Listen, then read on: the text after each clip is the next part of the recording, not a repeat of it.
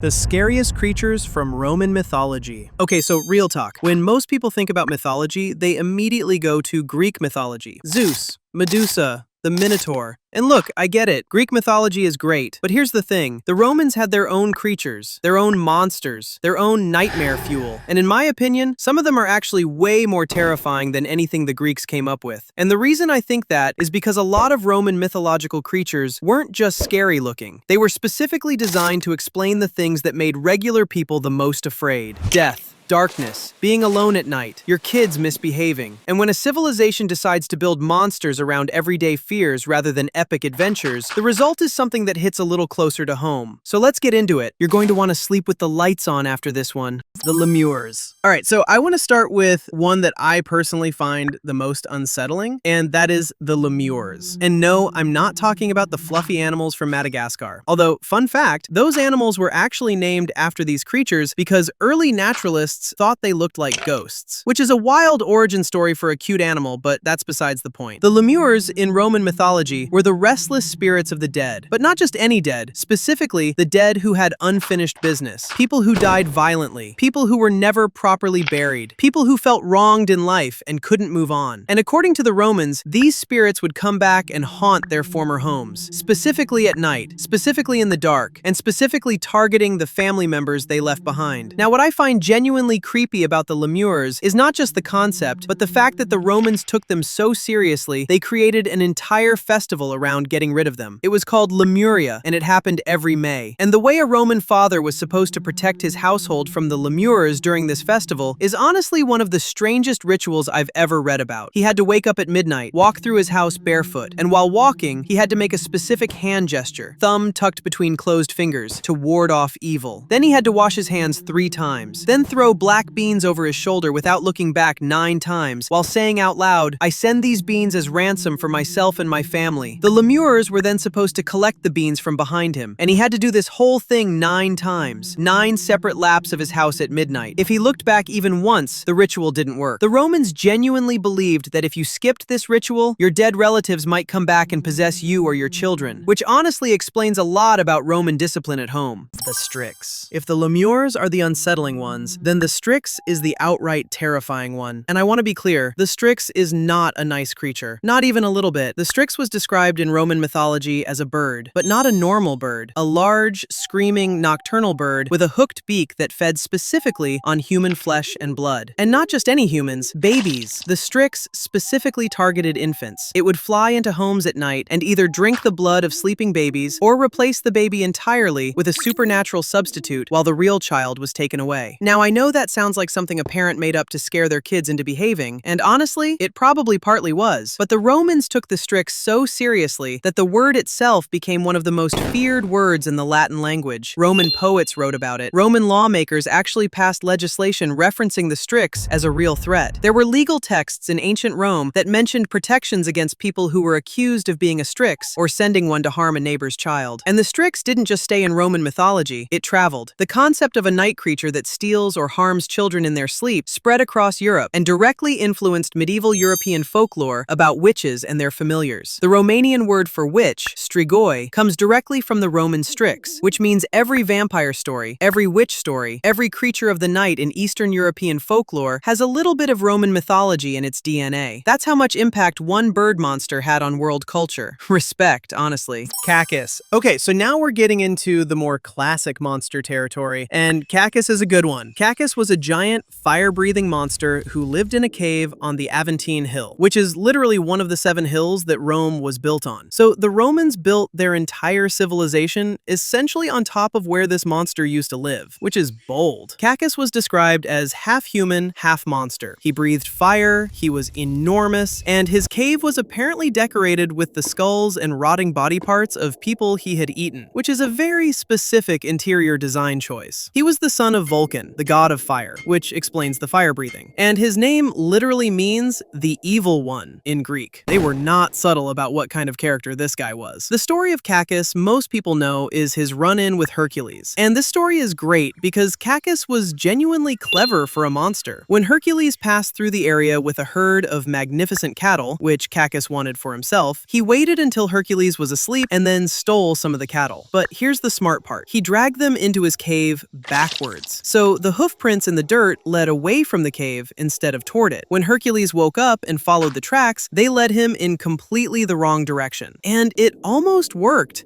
except one of the stolen cattle mooed from inside the cave when Hercules walked past. And that was the end of Cacus. Hercules ripped the top off the mountain to get into the cave and dealt with him pretty decisively. But what I like about this story is that Cacus was smart enough to almost outsmart a demigod. He just had bad luck with the mooing. In my opinion, Cacus deserves more credit than he gets. What gets me about Roman mythology is how personal it is. These creatures weren't in some faraway land for heroes to deal with. They were in your house, your neighborhood, on the road you walked every day. A civilization that built the most powerful empire in history still had enormous respect for the dark, which is either wisdom or a very elaborate coping mechanism. Probably both. If you want a part 2, drop a like or comment below saying part 2. And if you're not subscribed yet, hit that button. Check out the video on screen, and as always, wait, what?